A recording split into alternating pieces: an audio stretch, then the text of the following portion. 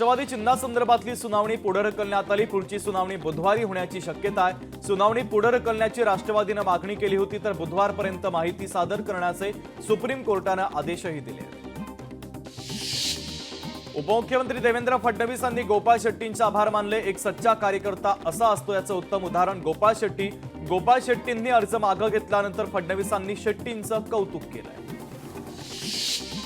दिलीप सोपल यांनी मनोज जरांगे पाटलांची भेट घेतली। अंतरवाली सराटीमध्ये जात सदिच्छा भेट घेतली। दिलीप सोपल हे बार्शीतून ठाकरेंच्या शिवसेनेचे उमेदवार आहेत।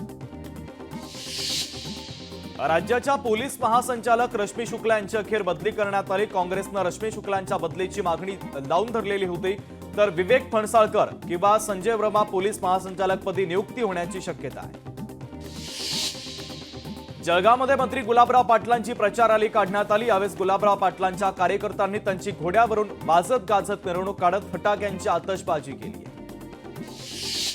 जरांगे पाटलांचा निर्णय योग्यच आहे, देर आहे दुरुस्त आहे। एका समाजावर निवडणूक लढवणं शक्य नाही। भुजबळांनी जरांगे पाटलांच्या निर्णयाला सहमती दिली आहे। शरद पवार साहेब पक्ष चालवत नसून टोळी चालवतात, ते त्या टोळीचे खलनायक आहे असा हल्लाबोल विधान परिषदेचे आमदार सदाभाऊ खोत यांनी शरद पवार यांच्यावर केला।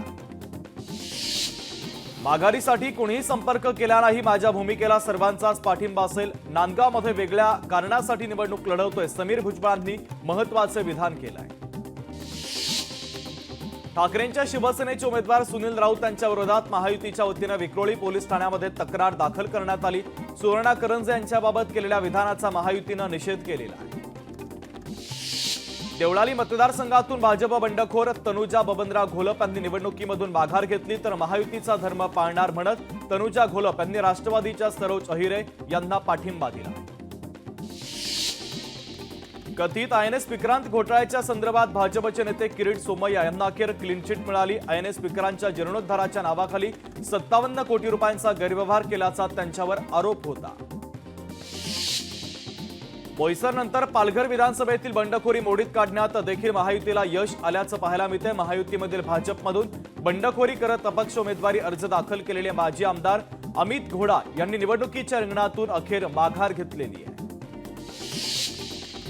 मीरा भाईंदर विधानसभा मतदारसंघातून दोन अपक्ष उमेदवार चंद्रकांत मोदी आणि सुरेश खंडेलवाल यांनी उमेदवारी अर्ज मागे घेतले आहे। त्यामुळे आता भाजपचे उमेदवार नरेंद्र मेहता यांनी दोघांचेही आभार मानलेले आहेत।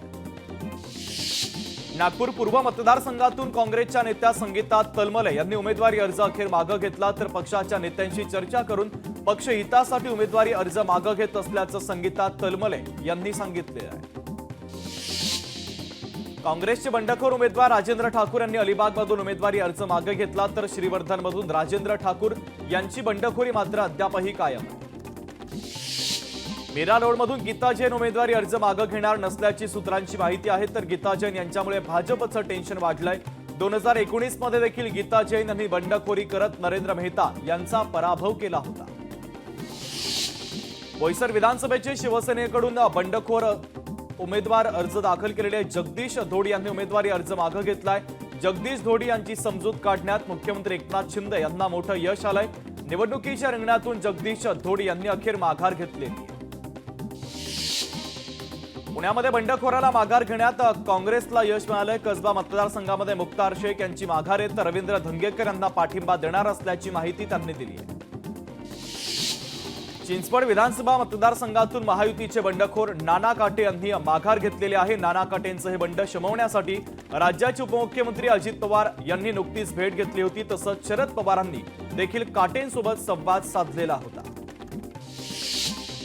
हिमालयातील हिमतलावांचे क्षेत्र 2011 ते 2024च्या कालावधीमध्ये 10.81% विस्तारलंय, तर भारतामध्ये हिमतलावांचा 33.60% विस्तार झालाय, अशी माहिती आता केंद्रीय जल आयोगाच्या अहवालामध्ये समोर आली आहे। त्यामुळे आता तलाव फुटीमुळे उद्भवणाऱ्या पुराचा धोका वाढल्याचा इशारा देखील तज्ज्ञांनी दिलेला आहे। वाशिम जिल्ह्यातील असोला गावात मोठ्या प्रमाणात हनुमान फळाची शेती केली जाते। अत्यंत कमी पाण्यामध्ये येणारं हे पीक आहे। कोणतंही रासायनिक खत किंवा फवारणीची या पिकाला अजिबात गरज नसते। 0 पॉइंट येथून गोवा बायपास मार्गावर उड्डाणपूल उभारण्यात येणाऱ्या या उड्डाणपुलाचं काम युद्धपातळीवर सुरू असून पुढच्या 2 महिन्यांमध्ये सेवा सुरू होणार आहे। मुंबई गोवा महामार्गावरील झाराप 0 पॉइंट हा अपघात प्रवण क्षेत्र बनल्यानं महत्त्वाचा निर्णय घेण्यात आलेला आहे।